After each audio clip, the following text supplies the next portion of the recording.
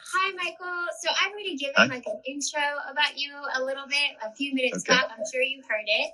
Just talking about how you are just the most amazing person in the world. But on top of it, you are also the number one sleep expert in the world. Thank you, Miranda. I receive your love. I just love you. Thank you, Richard. So I'm just saying thank you to all our people who have been so amazing, and they're on here and they've been waiting for you. Awesome. So we have questions, obviously, but I know that you have some super fans on here because there are people that have already blasted me with questions. People that know that you were on last year with me, but you have some new fans as well. So I think for the new fans, maybe you could just give them a little bit of background on you.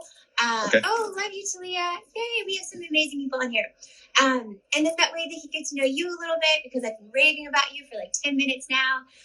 And then we can just dive into how we can optimize our sleep, especially with everything going on with the pandemic and all things. And people have more sleep issues now than ever. Well, so number one, thanks for having me on. Yeah. I love you dearly. And so I'm excited to be here with you and share. So here's the thing is if you don't know who I am, that's okay. Lots of people don't know who I am. My name is Dr. Michael Breus, and I'm known as the sleep doctor. So I've been an actively practicing sleep specialist for 23 years. I've written 3 books, fourth one's coming out. And I've been online as the sleep doctor, which is where you may have seen me or heard from me before. So I have a Ph.D. in clinical psychology, and I'm board certified in medical clinical sleep disorders. So I actually took the medical boards without going to medical school and passed. I'm one of 160 something people who have ever done that. And so I've always specialized in sleep. That's kind of been my gig. I've really enjoyed it, quite a bit of it. I've spent a lot of time doing research. I do a tremendous amount of media and working with folks. My specialty is insomnia, but I can talk about everything from apnea to narcolepsy to mattress choice to our weighted blankets, bullshit or not. The whole thing, we can lay it out in whatever way people want. So I'm open for questions. Absolutely. The doctor is in. Yes, I love that. Thank you for that. Some of that I've already shared, so people are super excited. We did have a lot of questions about insomnia, so I for sure just want to address it because when I get that many questions about the same topic, I definitely want to dive into that, and I think it'll just lead into, all things for optimal sleep. Yeah. So right now, a lot of people are complaining of and experiencing what we're calling coronasomnia, right? And that's not just like a funny name. Like there's something different about this kind of insomnia. So number one, if you had insomnia before the pandemic, we are seeing that some people it's getting worse. That is just the case of how it is. There are some people that never had sleep problems before the pandemic who are currently experiencing quite a few sleep problems. So what is that and what is going on? What is stimulating all of this issue, right? And so don't worry, we'll talk about weighted blankets. So what's interesting about this is when you look at it, there's several different issues. So one is people are not moving. So it's kind of strange to hear a sleep specialist talk about movement, but follow my logic, right? And so sleep is recovery. And so if we don't do anything to recover from, our body does not need to go into the depths of sleep in which it goes. And so when we're not moving a lot, that's really a problem. And so we no longer walk to the car, walk to the mall, walk on the beach, whatever, doing our exercise routines. All of that is sort of fallen by the wayside. And that's a tremendous, tremendous problem right now. And so the biggest thing I'm telling the people to do is to move. Now, you don't have to run a marathon, right? So 20 minutes a day, every single day, you should be moving. Also, I recommend stretching quite a bit. People are sitting in front of Zoom all freaking day, right? It's just not good for you. Like you should take breaks in between your Zooms for 5 minutes. Get up, do some jumping jacks, do some crunches. Like I'm not saying break into a full sweat, but just stretch your body around. Yeah. There you go. Jump on the rebounder. Exactly. Like do something to help yourself kind of continue to move, because when you don't move, your energy, your body battery just kind of goes down, right? And that's a problem, right? So we don't want that. Look at that cute sleeping puppy. I know. I'm sorry. I just had to pivot the camera for a second because he's just so cute. Okay. So that's one thing, is the lack of movement. The second thing is lack of schedule. So people are messing up their sleep schedules. And here's how they're doing it is they're sleeping in the mornings because they throw in a ball cap and they flip on Zoom and, they don't have to look their best. They don't have a commute, what have you. So that's a terrible, terrible, terrible idea. People should wake up at the exact same time every day, including the weekends. So there was a study that was recently published literally 2 weeks ago. And what it said, which is interesting, is that in fact, they did this great study, 6 weeks long. They had people sleep 5.5 hours a night during the week. During the weekends, they got makeup sleep 8 hours. Okay. So like you were catching up on sleep on the weekends. Right. So they did cognitive tests on them. They did memory tests on them. They did focus tests on them. They did athletic tests on them, reaction time, everything you could think of. Literally at the end of the 6 weeks, every single thing went down. Wow. Right. So catching up sleep on the weekend does not work. So what you got to do is you got to wake up at the exact same time every day, including the weekends, which means you can get yourself round about the right amount of sleep. So 1 is movement. 2 is the sleep schedule problem. The third one is a combination of 2 different things. We've seen the statistics are pretty amazing. We see an increase in both alcohol and caffeine consumption during the pandemic, which has been pretty significant, to say the least. I mean, we're talking 40-50% elevations in normal consumption levels. And so guess what, guys? That has effect on your sleep. Now, look, it's not like I'm a teetotaler, right? I get it. I like whiskey and scotch and all of those good things. But hold on. My dog wants to go out. Go on. But at the end of the day, you have to be careful about the amount of alcohol and when you are drinking it. Okay. And so the 2 rules basically is you want to stick to 2 drinks and you want to stop about 3 hours before you go to bed. So here's where the logic comes in is it takes the average human approximately 1 hour to digest 1 alcoholic beverage. And you get dehydrated because alcohol is a diuretic. So drink 1 glass of wine, 1 glass of water, wait 1 hour. 2 glasses of wine, 2 glasses of water, 2 hours. You really want to stop at 2 drinks because once you get past that, a lot of people actually get energized. They don't get relaxed from alcohol. And some people can get aggressive, and we don't like that either, especially like evenings. So like at the end of the day, alcohol is not your friend. There's a really big difference between going to sleep and passing out. Okay. Yes. We don't like the passing out part too much. Caffeine consumption is definitely on the rise. And this is also a problem because, what people are doing is they're going at home and they're not just making 1 cup, right? They're making a pot every day. Yeah. And in between, in order to stand up from your Zoom call, what do? Well, I feel like crap. I guess I'll go have some more coffee or warm up my cup. Before you know it, you're drinking 2, 3, 4 times the amount of caffeine that you were originally. And so that has an issue because the amount of caffeine and when you're drinking it until. Most people really should stop caffeine consumption by around 2 p.m. I choose 2 p.m. because the half-life of caffeine is between 6 and 8 hours, depending upon how quick of a metabolizer you are. And so if you think about it, stopping at 2, 8 o'clock, 10 o'clock, it's about when most people are thinking about going to bed. So at least half of it is out of your system. Now, we've got 750 people on here. So at least 150 people are right now thinking, oh my gosh, Dr. Breus, you do not know what you are talking about. I can have a cup of cappuccino right before, after dinner and be just fine and go to sleep.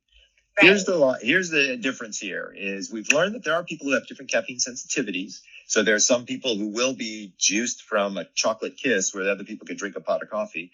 But the truth of the matter is caffeine's a stimulant. So while you might be able to fall asleep, it will affect the quality of the sleep that you're getting, right? And the game we're playing here is not a quantity game, it's a quality game, right? And so the more quality sleep that we can get, the better. And so when I look at those 4 things, that's what's gone on in the pandemic that's made it such that we're not getting, phenomenal rest these days. And so I put together a plan, if you will, a 5-step plan that I think people could kind of hone in on.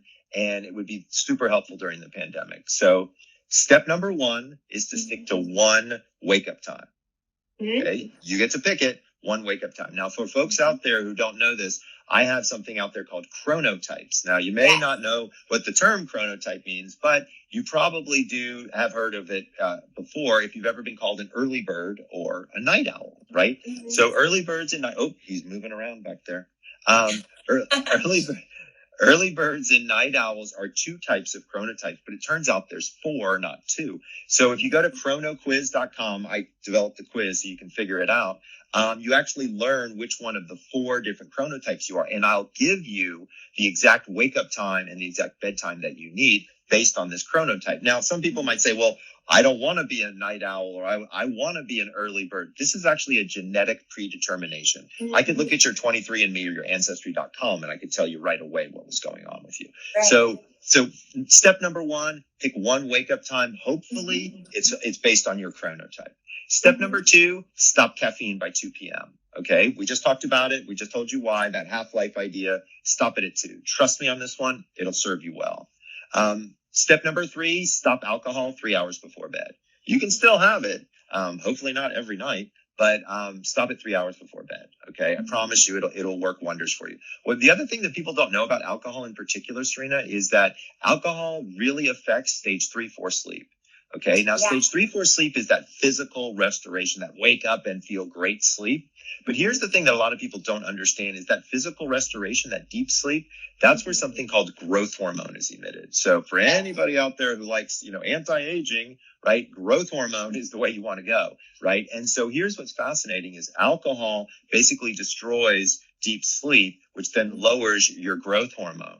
Well, guess where you make all of your killer T cells that fight virus, right? With growth hormone. So in stage 3-4 sleep. And so this is the problem. If people are drinking themselves to sleep, you're actually potentially lowering your immunity.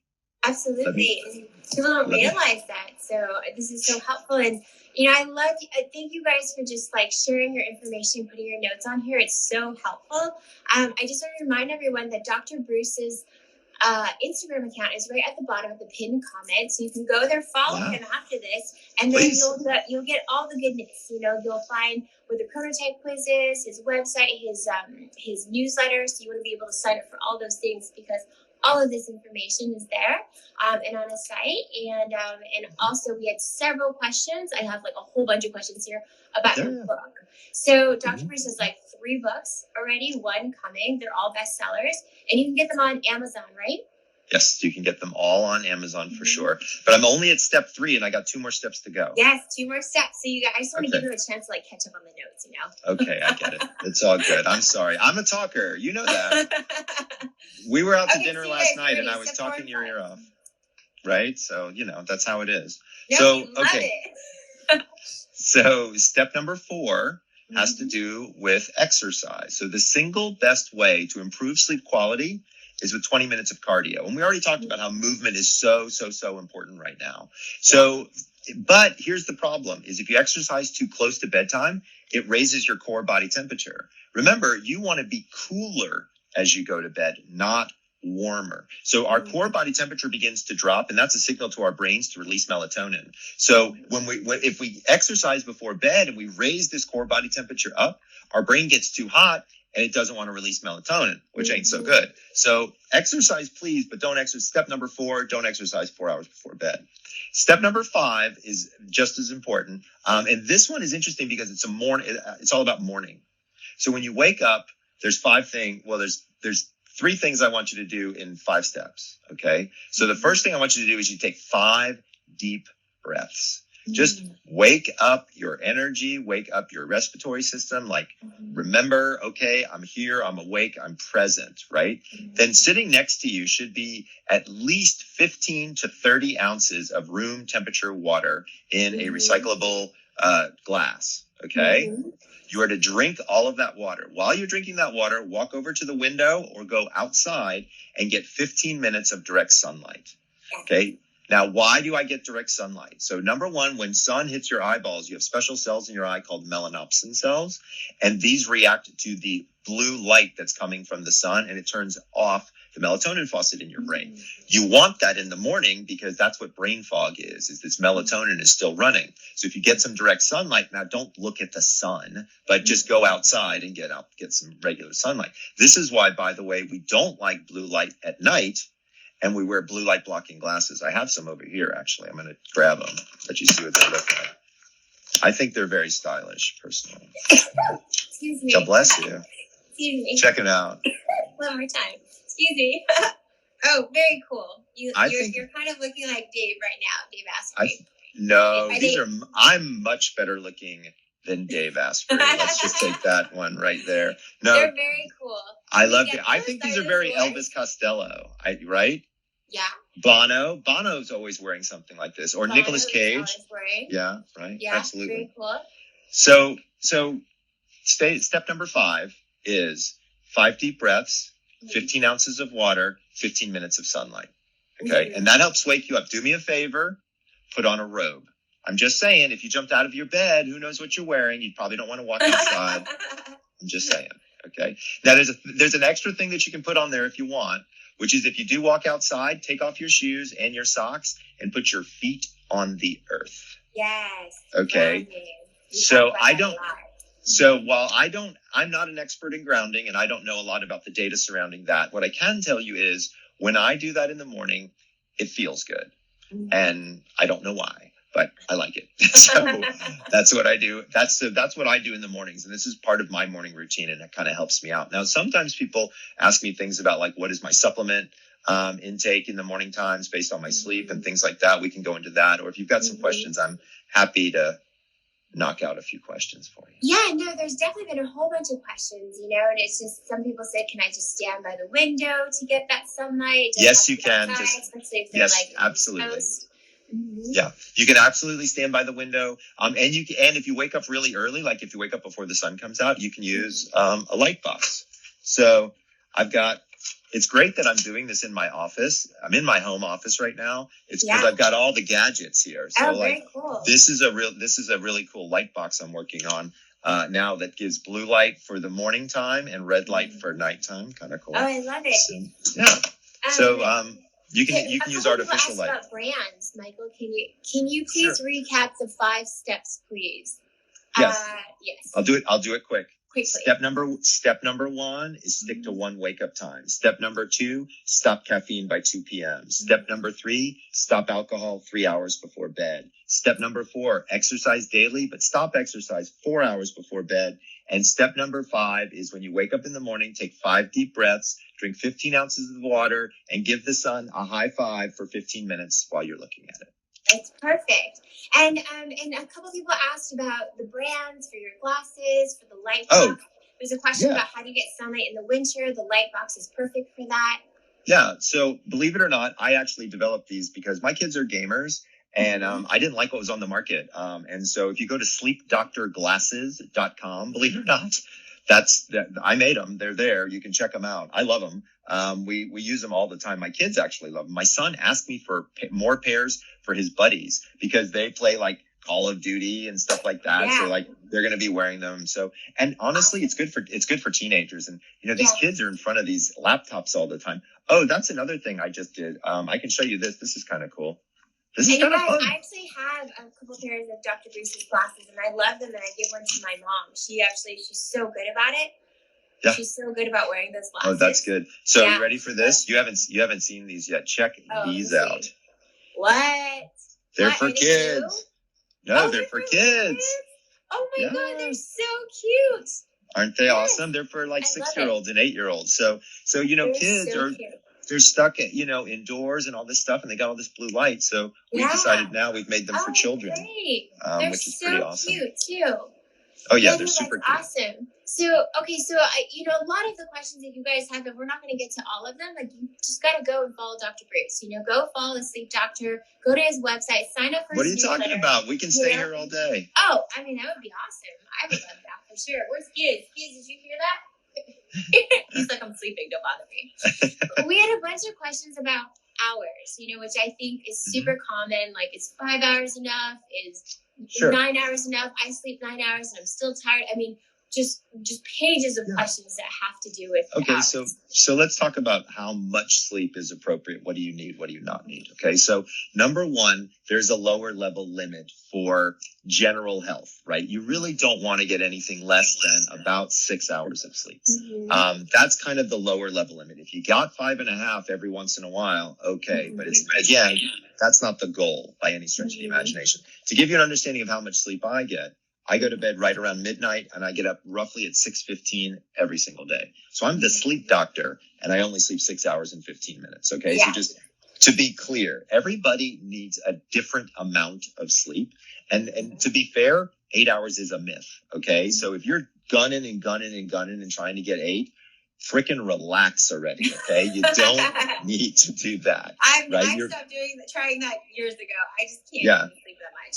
Yeah, it's just you allow your body to get the sleep that it needs. And here's the thing that's always very interesting is, and I don't mean to harp on it, but if people learn what their chronotype is, I go to bed at midnight because my chronotype is a wolf chronotype. And what it does is it gives me the most efficient, deep, packed sleep. It's we're talking about sleep optimization. And Serena, I'm a high performance sleep coach. Yeah. I work with celebrities, athletes. People have seen me working with people like Steve Aoki and Paris Hilton and Carson Daly. I've been on the news and doing all of that kind of stuff. And the very first thing that we do is we get people aligned with their chronotype. Right. Because what it does is it gets them in that swim lane for sleep. Mm-hmm. And then that sleep begins to condense and just gets richer and better. And then we're really in a great, kind of a great space to start working with people. And so I can't emphasize enough that part. But if you're really kind of thinking generalized, what makes sense, here's where the data would come in. So we know that the average sleep cycle is 90 minutes long.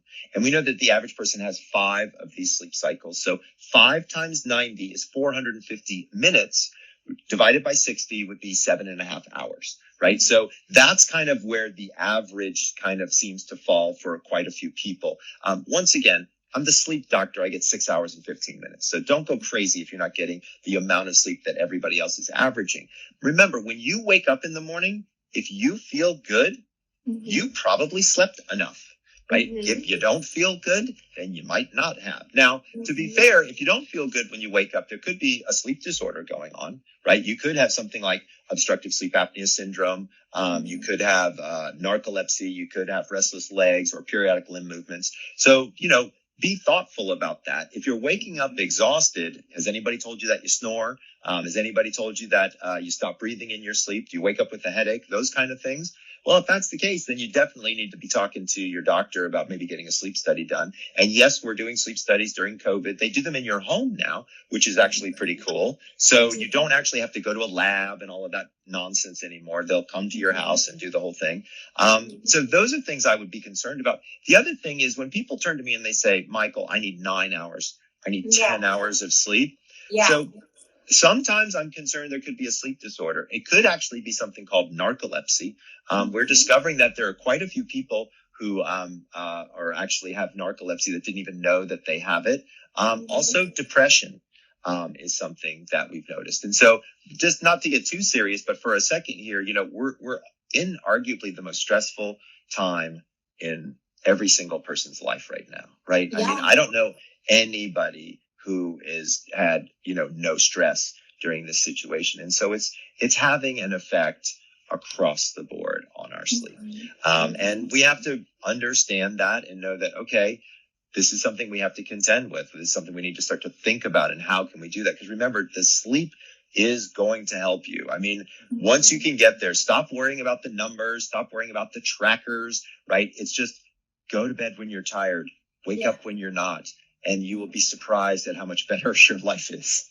Yeah, no, it's great because we had so many people asking about trackers, right? Like what you think are good trackers to have, whether it's the Oura Ring or, or there's another one, the Whoop, there's so many different ones and people get really confused. So if you could let some insight. Of course. So look, I have an Oura Ring on right now. So Whoop has a tendency to be very, very specific and does a lot of work with athletes and athletics. And so I think they do a lot of that work. To be fair, I've only ever been on their website once. I don't know much about them. Aura, I know a tremendous amount about. So Aura is very interesting. But to be honest with you, there isn't anybody out there that's 100% accurate. Okay. Right. It's impossible. Remember, sleep is a complicated metric, right? And so if you think about it, like steps are pretty easy to measure. Like my daughter can do that it's a math problem, right? The length of her leg and the gait and boom, she's got it. But when you measure sleep, what do you measure? Right? Is it how fast you fall asleep, how quickly you get to REM, how quickly you get to deep, how many arousals do you awaken, how long are your awakenings? dude, I could go on forever with the number of variables, right? So it's crazy when you try to think, how could I come up with a number or a score that would represent all of sleep? So in and of itself, it's a complicated problem to solve. Second of all, you can't really measure what the most important aspect of sleep, which is brainwaves, right? And so we measure sleep by brainwaves, right? Well, it's hard to get from here all the way through to up here. So you have to do that with an algorithm. And so what you do with all of these devices is they measure something like heart rate or skin resistance or heart rate variability, respiration, movement, those types of things. And then algorithmically, they get you there. This is why none of them are really very accurate. So here's the solution, okay, is don't look at the absolute data, look at the relative data. What do you mean, Michael? So if you open up your Oura Ring and it says that you got 14 minutes of deep sleep, if it consistently says that you got around 14 minutes of deep sleep, I don't think I care. Why don't I care? Because it's being inaccurate, but it's consistently inaccurate. I care when it goes from 14 minutes to 470 minutes to 360. I want to know what happened that night, because that night is going to tell me something interesting. That's where I see we can do something with the data. But none of the companies are even give you evaluative data for them. Like, look, I'm a 53-year-old Caucasian male. I'd like to know how other people like me sleep, right? Is there a difference? Do I want to know? What should I expect? What's going to happen in my 60s? That kind of thing would be great if they had that kind of evaluative data. Unfortunately, they just don't have that out yet. So we'll see. But I like the trackers, generally speaking, but I'll tell you, there are some people who get a little too carried away with the whole tracker. The whole tracking. Yeah. Well, there are a bunch of questions about heart rate variability and just what a good heart rate is, which I thought was very interesting. Like some people said, mine drops below 40. Is that good? What's an ideal heart rate to get good rest? So this is a great topic. It's a bit expansive, and I'll break it down into a couple of things. But one thing everybody out there should know is that it's very difficult to get into a state of unconsciousness with a heart rate above 60. So we're always trying to lower our heart rate.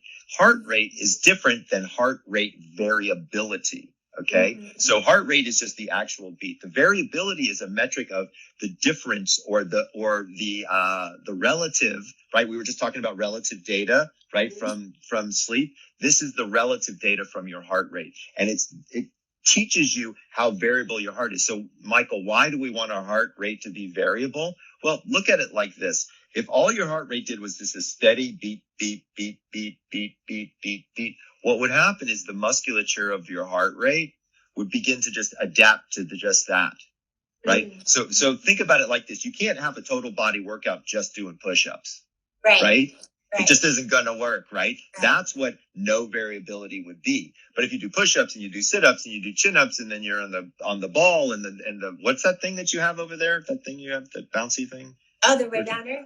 The rebounder, right? Like you do a bunch of stuff and you get variability. Your heart rate gets variability, which means your total heart rate musculature as well as your respiration get variability. So it's really good to, have that level of variability. Now, to be fair, some people's heart rate, some people are in such great shape that their heart rate doesn't vary very much. When you look at professional athletes, like some of the athletes that I've worked with, tennis players, golf players, those kind of folks, you look at them and they don't have, their heart rate is low. Their resting heart rate might be 26, because they're in, you talk about people like Laird Hamilton and Gabby Reese when they were in their primes. Those guys are unbelievable. So, that's the kind of thing that you start to think about when you think about heart rate variability. But the heart rate in general, you want it to be low and slow in order to get to sleep. And so that's where I look for different techniques at night to help people fall asleep, right? And so lots of different things that I'm a proponent of. 4-7-8 breathing is a big one, right? So that this was actually developed by the Navy SEALs to help slow down heart rate of snipers, actually. So people don't know this, but when you're a sniper and you shoot a rifle, your heart rate can actually change the trajectory of the bullet unless it's low enough. And so they created this 4-7-8 breathing to dump their heart rate so they could really register but still concentrate and kind of do that. What's cool about the 4-7-8 breathing is it really dumps your heart rate fast. And so people seem to get a lot out of it. I also like progressive muscle relaxation before bed. That's where you tense your arms like this, and then you relax, and you go all the way down your body. Mhm. If folks are interested, and we can put it into the show notes afterwards, if they go to thesleepdoctor.com /sleep hyphen pandemic, there is an audio file that you can download that's a free progressive muscle relaxation for everybody. Oh, So amazing. That's amazing. yeah. Thank you. So you should take it, use it, give it to all your friends. Like, it's totally cool. I just want people to have it. And that page in particular, it's got tons of information about how to sleep better during the pandemic. Also, what to do if you get COVID as far as sleep is concerned, because that's a little bit different than you might imagine. So things like that. So could someone put that up there? It was sleepdoctor.com /sleep hyphen pandemic. Pandemic. So if someone, Kitty Cat or Lainey or whoever's on here, if someone can put that on, that'd be awesome so that people can see that. Oh, yeah. Great. Hey, Lainey. And thank you. Thank you for such great answers. Kitty Cat just asked quite a few times about mouth taping, so you're breathing through your nose. And definitely a lot of questions about the weighted blanket and the temperature of the room. Okay, so mouth taping. So I used to not like the idea of mouth taping at all, okay? And I've since really investigated it further. And if you're using the 3M, the small square that just covers like this little part of the lips from here to here and then from there to there, so that this area is not taped, you do not put masking tape across your face, guys. You don't put duct tape. Like, that's really stupid. So it's a micropore M3 tape, right? And straight down here. And what it does is it just allows your lips to stay closed, and then you're breathing more through your nose. Now, to be fair, if you got congestion, this is going to suck. Okay, because the whole point is to get you to breathe through your nose, right? We're not really meant to be mouth breathers. Like, we have a whole air conditioning, system of mucosal membranes through our sinuses that help remove particulates and do things like that. So it's kind of really best if we're breathing through our nose as best we can. Now, congestion can be a problem, right? There's a couple of interesting things on the market that I like for congestion. One is called the Mute, MUTE. Go to Mute Snoring, I think is their website. This thing is awesome. So if I drink, if I go out and I have bourbon, my wife is like, go put in one of your nose thingies. So what happens, it's an internal nasal dilator. Yes, I am sticking my fingers up my nose. So it goes up your nose like that. You can't feel it after 30 seconds. You can't feel it at all, but it opens up the passageway. No snoring after drinking. Trust me, this is amazing. I mean, I'm telling you, mute snoring, I think is what it's called. I don't work for them or anything like that. They're awesome. You guys will love them. That could seriously be a game changer for some people.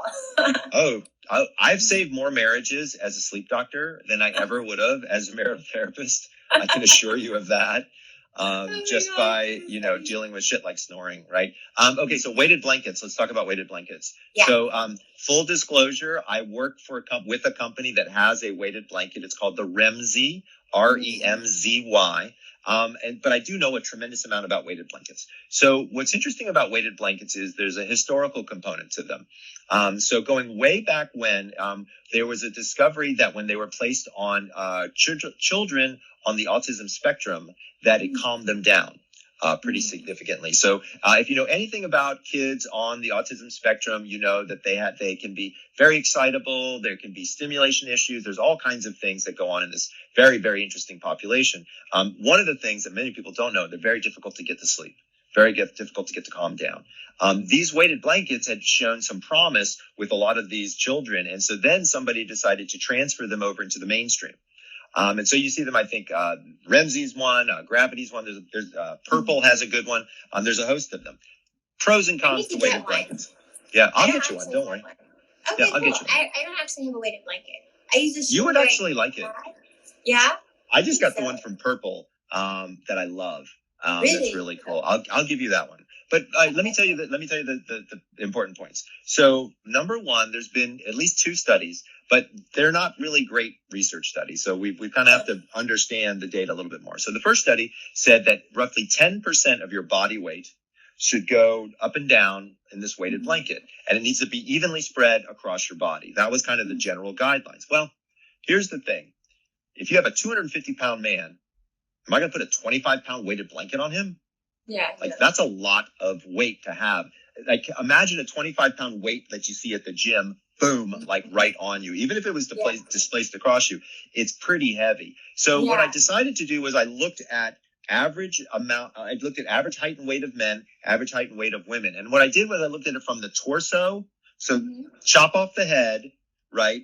Go chop off the forearms, chop off below the knees, just kind of the main body, which is where we would see the most surface area of the blanket hitting. What does that weigh on average? So on average, that seems to weigh between men and women, somewhere between 140 and 120 pounds. Okay. So when you take 10% of that, what you come to is somewhere between 12 and 14 pounds is the perfect weight for a starting weighted blanket. Okay. So number one, you got to find the right weight. Number two is you got to figure out how to use it. So what I teach people is you take half of it. Let's say you got a 12-pound weighted blanket. You take the 6 pounds and you have half of it fall off the bed, but half of it across your torso.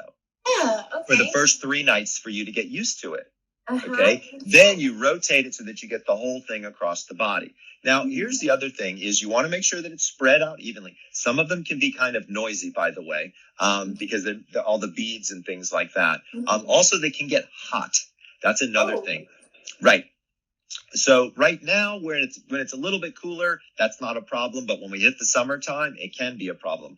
Believe it or not, they now make cooling weighted blankets. So there's a company called Chili. They make this thing called the Chili Pad. And they now make a chili blanket, and it is a cooling weighted blanket. And it's pretty awesome. I have to say. I have one of those too.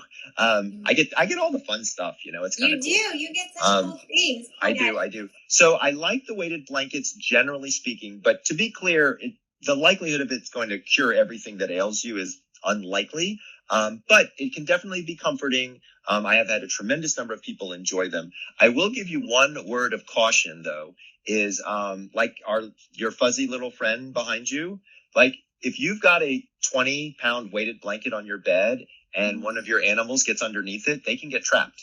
So when you're not using the weighted blanket, please fold it up and put it away. Because babies, infants, and small dogs like chihuahuas, pom-poms, things like that, we want to be careful with our little furry friends. For sure. Our fur babies. Now, what was the third question? I can't remember. We had a question about temperature. So you were just talking about the chili pad. So temperature is massive. I cannot describe how much more important it is. Our core body temperature rhythm and our sleep rhythm literally coexist and follow each other. So to be clear, cooler is better. That's just the facts. So as our body drops our core body temperature, approximately 10:30 at night, then what we see is our body cools down, melatonin is released, and then we can actually go to bed and get some sleep. So it's all about the cooling. Now, you might be saying to me, okay, Michael, cooling, that's easier said than done, right? So some people might be in the middle of menopause, experiencing hot flashes. Some people just might be hot sleepers. We're about to roll into the summertime. Like, what do we do? So there's a whole host of different technologies that are out there that I've been playing with that I actually really like quite a bit. So we mentioned chili, and I'm just going to let you know right now, I love their stuff. So they make the chili weighted blanket, and they also make a chili pad. I think it's called an ooler, like cooler, but without the C. And what's interesting about the pad is you can put them on either side of your bed, and then you can make them cool or warm. Oh, so that's cool. That's so you awesome. can have different temperatures. One of those. Right, exactly. You can have different temperatures on either side of the bed for you and your bed partner, for just you, for your dog, whatever it is. So that actually works out really. I really like chili pads. I want to show you this thing. Also, technology. Very cool. It's going to be weird looking, but if you're into biohacking, we're down with weird. You're down with weird. Yeah. So this is called an ebb Versa Cool Drift. Okay. Oh. So I have not seen that. I know you haven't. So that's cool. It's really amazing. So it's got a remote control. Right? Okay. Oh, I can't hear you anymore. Wait, something just happened. We can't hear you. What just happened? Oh. Can you guys hear him? Anybody? Can't hear. Oh, okay, there. So you put it on, and then the volume went. Hold on. Now you're back in my ear. Okay. Yeah. That was better. funny. The audio went once you put that doohickey on your head. No, I think I got a call. A call came through, and that's what it did. So I'm sorry. Okay. So the ebb versus cool drift, it's pretty interesting. So let me explain to you the science, because the science is actually quite fascinating. So there was a guy, his name is Dr. Eric Knopfsinger, and he was an emergency room doc. And when you go to the emergency room and you crack your head open, they wrap your head in ice to slow everything down, right? To slow down the fluid, to slow down the blood, to slow down everything, because it's not good, right? It's called the neuroprotective effect of cold. This is a key principle that's used in neurology and in emergency medicine. So this guy decided to study insomniacs, and what he discovered was people with insomnia can't turn off their brain, right? How many people send me an emoji if you have a hard time turning off your brain? Oh, look at that. Emojis or hearts. I see they like to do hearts, so I see hearts. Yeah. So true. So that's the number one complaint, is people can't turn off their brain. So what's a good way to do that? Well, he decided to try the neuroprotective effect of cold. And it took him about 5 or 6 years, but they figured it out. And so what this thing does is it turns on and it cools your forehead to a very particular temperature. And then what it does is it rises and falls all night long. So I'll tell you my experience. Yeah, I'll tell you my experience with the device, because I wasn't expecting it. I don't have insomnia, okay, just to be clear. But I try everything because I'm not going to work with a company if I don't really believe in the science and what's going on there. So I threw it on my head, and my wife was looking at me and she's like, "What the hell is that? You look ridiculous," right? And I clicked it on and I said, "It's a new sleep device," and I explained the whole thing, and I closed my eyes. I woke up the next morning. Wow. Right? Like I was done, right? And you ever wake up and you feel like one of those mornings where you're just like, wow, I freaking nailed it. Like I finally got a great night's sleep. Like I felt like that. And so I was like, oh my gosh, this is such a good feeling. And so I was like, I wonder if this was all based on this device. So I took the device off for the next night, woke up, felt normal, put it on the third night, absolutely had a wonderful night of sleep. And so what I think it does is I think it helps improve sleep quality. So they just released a study in menopausal women, and they discovered that it actually lowered hot flashes on top of that. Oh, so there's just what is this? Yeah, it's called the, well, you know what we'll do is I'll give you a link that you can send out to everybody, but it's called, actually, here's what people can do. If they go to my website, thesleepdoctor.com, and hit recommended products, it's right there in the recommended products section. And I think there's a discount code there too. Perfect. That's amazing. That's one. Thank you for sharing that. I mean, it's badass. Say that you woke up the next day and were just like, wow, that's quite an endorsement. So I know. I call it the head chiller. Ah, very cool. Well, you guys, we only have a few minutes left with Dr. Breus. Is there any other questions? I know. Let's see. I know that we've already covered sleep temperature. And so again, I want to remind you guys. Oh, I've got one. Yeah, sure. So number one, we haven't talked about cannabis yet. Oh yeah, we haven't really talked about. I'm sure there's lots. Okay, I'll keep it short. And then I also want to tell people about something new that I'm working on called Rested.health. It's a whole new program. It's really cool. So amazing. A lot of people have been talking to me about, the name of the device is called the Versa Cool Drift. Just head on over to my website. You'll find it. So cannabis is pretty interesting when it comes to sleep. I want to make something very, very clear. If you want to use CBD for sleep, if you want to use CBD for sleep, the correct amount based on the literature is over 180 milligrams a night. Okay. Wow. Okay. That's like an entire bottle in 99% of the stuff that you're seeing out there. So if you are using something that's got 15 milligrams of CBD, while it may do something for inflammation or pain, it does almost nothing for sleep. Wow. Now somebody's going to ask me about something called CBN. Okay. So what is CBN? CBN is oxidized THC, or old weed, basically. Now, what's interesting about CBN is there is some data to suggest that it has been helpful for people with sleep. To be clear, THC also has an effect on sleep. It makes people feel sleepy, but more primarily, it lowers anxiety before bed. Nobody yet, I've been in every dispensary in LA, nobody yet has come up with the formulation for a THC or a non-THC cannabinoid product for sleep. The science just isn't there yet. I personally am trying to get involved with the science on that and lead the science on that, but I haven't seen it yet. But I think we're going to see it soon. And I think we're going to see, I think we're really going to see people understand the power of plant medicine. I think we're also going to see the same thing happen with mushrooms, but it's going to take a little bit longer for people to really, because the science is so early on that. Come on in, buddy. Yeah, it's so early, but I think there is, a lot of value to that as well. We have different about teas. I just want to address it. Tea? Yes, not caffeinated, so non-caffeinated teas before bed are fine. And then Dr. Breus and I have talked about different types of teas to use for sleep, like passion flower is a great tea. Oh, hi, buddy. Oh, my God. That's my fur, buddy. Cute. That's Hugo. He's so cute. He needs a play date with Gizmo. Giz is effectively passed out during our sleep segment here. I know. Well, I have this effect on him. I'm just sending my brain waves right at him.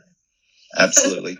So let me tell everybody about rested.health. Yeah. Because I think it's something that's really interesting. So please go on over to rested.health, sign up. So, when you go on the internet and you go to Google and you type in, I can't sleep, you get this incredible list of nothingness, right? And everythingness all at the same time. It's not particularly helpful. And it's not a lot of fun. And so what I've done is I'm working with a group of these like artificial intelligence genius people. And what we're doing is we're creating these ways that people can ask these questions. And I know about CBG. CBG is better for energy, not for sleep. And so when we look at rested.health, back to rested.health, when you're understanding and looking at these types of questions, we actually have a series of questions where we not only get you to figure out what the problem really is, but then we can actually match you up with a solution. And so it's all evidence-based. So we wouldn't put you with a solution that I personally haven't tried or made sure that actually really works. And so what's cool about it is through a series of questions, you end up in front of a list of solutions, and there's all kinds of levels, everything from articles that you can read to products you can buy or services you can do. But it's quite fascinating. But it's called rested.health. And if you sign up early, which is now, because we literally just opened it up this week for signups, then you can be part of some of our test groups, and there's prizes and all kinds of fun stuff. So check it out. Amazing. I'm so glad that you brought that up. That's amazing. Yeah, you guys go sign up for this. It sounds awesome. And it's super fun. That's a new project. And I mean, I personally know that you have all kinds of amazing projects going on. I do. But I really encourage everyone to go follow Dr. Breus at the Sleep Doctor on Instagram and all his other platforms. But go to his website, check out. He's got so much information, and we had a lot of people ask him about the chronotypes. Go there. Chronoquiz.com. I promise you'll love it. It's super fun. It's interesting. You'll get a lot of very, very valuable information, and it's very helpful during COVID. Mm-hmm. No, and then we just one more question, because she asked it quite a few times. It was just, how do you recover if let's say someone consistently gets the amount of sleep that they need, and then one day or one night they short that? How do you recover from that, since there is no such thing as catch-up sleep on the weekends? Sure. So what's nice about your body and your brain is there's an adaptation that can occur. So like as an example, this week, National Sleep Awareness Week, right? It's been crazy for me. There was one day I had to get up at 3:00 in the morning. Okay. Mm-hmm. I stayed up until, I think it was almost 11:30 that night. Mm-hmm. Right. So I had a very limited amount of sleep. I slept my same amount, woke up at 6:15, and I was pretty good to go. And so when you have one small bout of poor sleep, your body can absorb that. It's when it's night after night after night. Yeah. That's really when we say, like, if you're just restricting your sleep to 5 hours a night, like, wake up, like, that is going to hurt you. But having an occasional bad night here or there, or work makes you have to stay up because you're a bartender, you have to stay up until whatever. I get that. That's fine. Mm-hmm. No problem. Great. Okay. Well, this was amazing. Thank you so much for staying on. we had some more questions, but you guys, go and interact with Dr. Breus. DM him, send him messages, sign up. I thought of one more thing that people can do if they're interested. So I have a podcast. Yes. Oh my God, we didn't even talk about your podcast. We've been talking about all this other stuff. I'm like, that's my bad because that's all good. To talk about. But yes, tell us about your podcast, which is amazing. Yeah. So Sleep Success with Dr. Michael Breus. Serena has been on it. And so you may have heard a little bit about it, but the guests that have been on it have been really quite fascinating.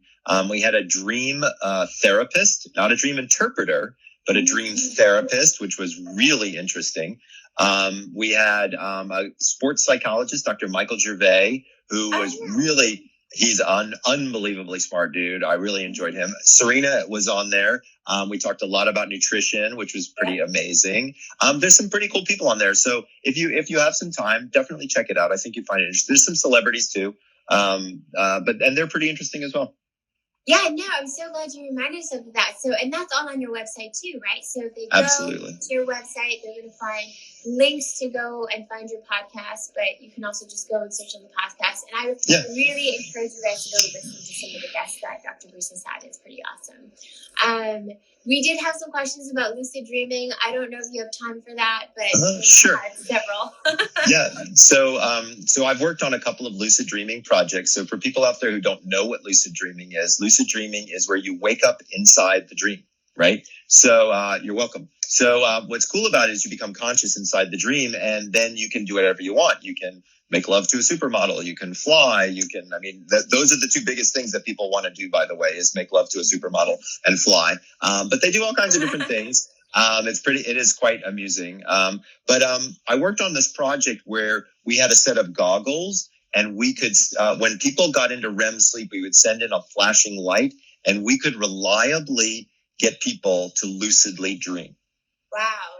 That's cool. Right. So that was step one. Now, to be clear, there were 3 other labs. There was one in Australia, and I think there was one, I can't remember where the other one was, that we're also doing this. So there's several different methodologies that people were working on in tandem. So there's multiple ways to get yourself to lucidly dream. What's interesting is I was on a project. We had a study published 2 weeks ago. What we were able to do was we were able to communicate with the dreamer. So you ever see the movie Inception? Yeah. So not like that, just to be clear. But what we were able to do was we were able to change the scenery. We were able to send in a signal. So we taught dreamers how to move their eyes up and down instead of side to side. And when they did that, we were able to pair a tone into their ear, and we were able to change the channel. So before they went to bed, we paired the tone with flying or with race car driving. And then when we saw their eyes going up and down, we sent in the tone, and we would switch. So for example, if they were having a bad dream, we could change it to flying. Wow. Right. That is so cool. It was bizarre. And so for me, my goal and interest in the project was I want to find out what depression looks like inside that dream. Like I'd love to figure out a way to completely get rid of antidepressant medication by doing like lucid dream therapy. Like how cool would that be? Yeah, right? That'd be incredible. I mean, that's what we need. That's really what maybe. So, who knows? There's so many people that are on medication that really could be supported in other ways. And there's so many side effects. I'm not saying that medication is bad by any means, but there are so many side effects. Exactly. And it's that, if we can find these holistic ways of doing it, it'd be so much better. So, like dreaming. Yeah, that's so cool. I need to go look up some more of what you just said. That was awesome. But you guys are coming up to the hour, and I'm so grateful. I'm so grateful, Michael, for you to come on again and talk so long to us and answer all these questions. I still know that all these people are making so many comments. So I would say you guys just go. And you know what? Dr. Breus and I are going to do a clubhouse. We haven't figured out what day yet. Yes, we are. Just stay tuned. we're going to do a clubhouse. We'll do some Q&A, and then you guys will be able to jump on and raise your hand. You'll be able to hear your voice. You can ask your own questions. We can check out your profiles and, know a little bit more about you. So stay tuned here. I will post on stories. It'll probably be in Serena Love's club, and we'll probably do a joint thing with the Sleep Doctor Club. And we'll figure out the date, and I'll promote it here, and then you guys can join us there. So yeah, that sounds like fun. Yay! Absolutely. Okay, we're going to have a good time. We're going to have so much fun. Do me a favor. You won't be able to see Giz, but you might hear him in the background. Hear him. He's asleep. What are we going to hear? Look at our dog. He's so funny. He's awesome. Guys, well, I'm so happy we're all here today. Thank you so much. Go follow the Sleep Doctor. Thank you so much, Michael. I love you. I love you too.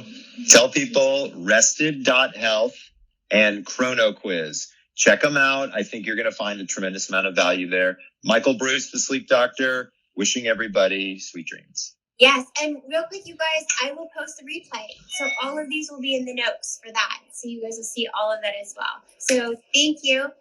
Sweet dreams to you guys. All right. Okay. Bye. Bye.